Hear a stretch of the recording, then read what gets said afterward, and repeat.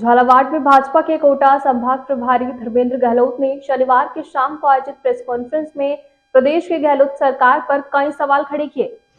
विधानसभा चुनाव प्रबंधन समिति की बैठक में भाग लेने झालावाड़ पहुंचे धर्मेंद्र गहलोत ने कहा कि अशोक गहलोत की सरकार ने प्रदेश में भ्रष्टाचार के सभी रिकॉर्ड तोड़ दिए। खुद गहलोत के मंत्री ही सरकार के भ्रष्टाचार के खिलाफ मैदान में उतर आए हैं। उनके ही मंत्री लाल डायरी लेकर विधानसभा में पहुंच गए। कोटा में पूर्व मंत्री भरत सिंह ने तो मुंडन कराकर सरकार का विरोध किया है। कांग्रेस के प्रदेशाध्यक्ष डोटासरा की बहू के तो दूर दूर के रिश्तेदार भी सरकारी अधिकारी बन गए।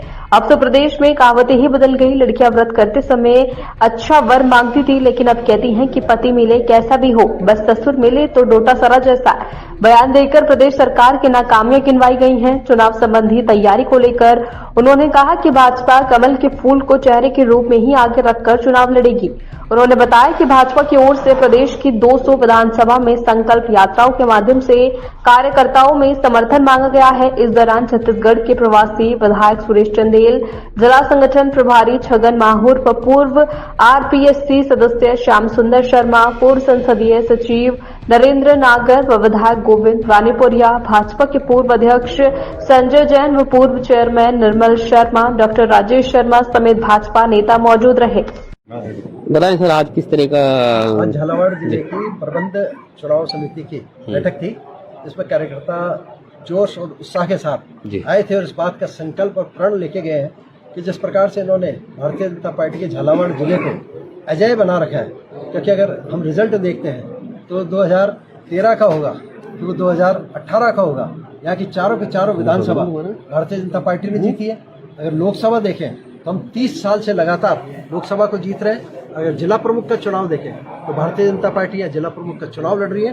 और निश्चित रूप से यहाँ देखने को मिल रहा है कार्यकर्ताओं में जिस जोश और उत्साह है और उमंग है, और जिस प्रकार से राजस्थान में कांग्रेस की सरकार ने अत्याचार किया है, वो हर वर्ग के साथ किया है। वो भले महिला का हत्या वर्ग होगा या भ्रष्टाचार का होगा या किसी भी मुद्दे पे होंगे।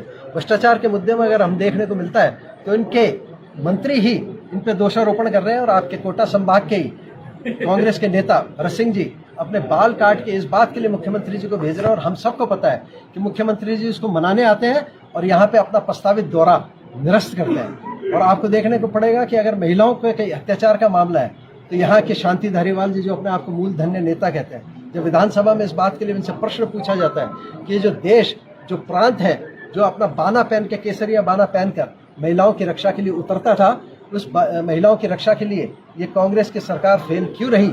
तो वो हंस के बोलते हैं मर्दों का प्रदेश है। निश्चित रूप से मर्दों का प्रदेश तो है, किंतु मर्दों का प्रदेश इस बात के लिए था कि कोई महिला पे आंख उठाए तो उसकी आंख फोड़ दे, जो आंख हाथ उठाए तो उसका हाथ तोड़ दे।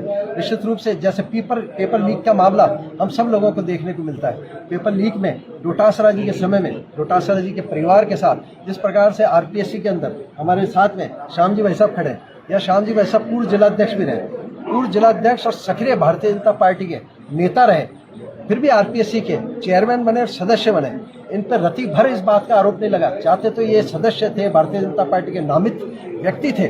नामित व्यक्ति के साथ किसी भी प्रकार का कोई घटना चक्र जुड़ सकता था, किंतु इनके साथ किसी प्रकार का घटना चक्र नहीं जुड़ा। और हम सबको देखने को मिलता है कि आरपीएससी में अंदर डोटासरा जी के परिवार से जो बहू है, बहू का परिवार है, इस प्रकार से होता है। तो मैंने लोग बाग अब तो ये भी कहने लग गए हैं, राजस्थान के अंदर पहले पूजा होती थी कि अच्छा पति मिले, किंतु अब महिलाएं इस बात को कहने लग गई हैं कि जो बच्चियां हैं उस बात को कहने लग गई कि कैसा भी मिले पति, कैसा भी मिले सासरा, और ससुर मिले जैसे डोटासरा, मतलब अगर वो होगा तो मेरे परिवार का उद्धार भी होगा। किंतु ये जनता निश्चित रूप से इस बुलावे में आने वाली नहीं है।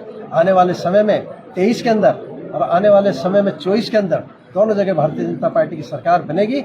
इसको कार्यकर्ता यहाँ से संकल्प लेके गया है और झालावाड़ जिला पुनः अभेद और अजय जिले के रूप में घोषित होगा, ऐसा यहाँ से संकल्प। पहली सूची के बाद ही भारी विरोध का सामना भाजपा को करना पड़ रहा है। ऐसा है कि अगली सूची में और ज्यादा देरी होगी?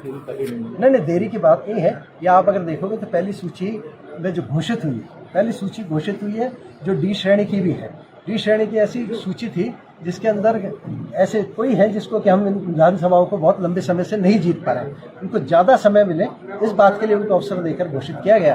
किंतु जहां विरोध होता है एक जगह पर मांगने वाले 4-4, 5-5 जने होते हैं। पर आप इससे तो देखो कि भारतीय जनता पार्टी में कितना उत्साह का वातावरण है, कि उत्साह के वातावरण में जिसको हम कह रहे हैं कि ये 19 सीटें हारी हुई है जो भारतीय जनता पार्टी नहीं जीतती, इस पे भी वहां पे कार्यकर्ता दम ठोक के बैठा है कि टिकट मेरे को दिया जाए, टिकट मेरे को दिया जाए। किंतु भारतीय जनता पार्टी के लोग बाग हमारे इन कार्यकर्ताओं को मनाएंगे और निश्चित रूप से आने वाले समय में अब सब संकल्पबद्ध होकर जो जनता ने निर्णय लिया है, जनता के निर्णय के अनुरूप बढ़कर भारतीय जनता पार्टी की सरकार को बनाएंगे। इस बार भाजपा ने सेम फेस घोषित नहीं किया है, तो पार्टी की रणनीति क्या रहने वाली? देखो, केवल इस प्रांत की बात नहीं, पांचों अगर स्टेट के आपके हैं, कहीं ये बात होती कि सीएम का फेस अगर कोई एक स्टेट में घोषित कर दिया जाता और 4 स्टेट में नहीं होता, तब यहाँ पे प्रश्न बनता है। किंतु पांचों के पांचों स्टेट में प्रधानमंत्री जी का सीधा सीधा संकेत है कि कमल का फूल हमारा चिन्ह है। और यहाँ पर जो नारा भी लग रहा है, कार्यकर्ता भी जिस जोश और खरोश के साथ नारा लगा रहा है कि कमल का फूल जीतेगा, तो निश्चित रूप से कमल का फूल जीतेगा। झालावाड़ जिले की भी चारों विधानसभा सीटों में अभी देखा जाए तो जनसंपर्क का वो माहौल नहीं बन पाया है, क्योंकि कहीं ना कहीं विधायकों को भी टिकट कटने का डर है। नहीं, ऐसा नहीं है। इनके मन में आकांक्षा, देखो, टिकट कटने का, मिलने का ये एक प्रक्रिया है। निश्चित रूप से प्रदेश जो तय करेगा, इसके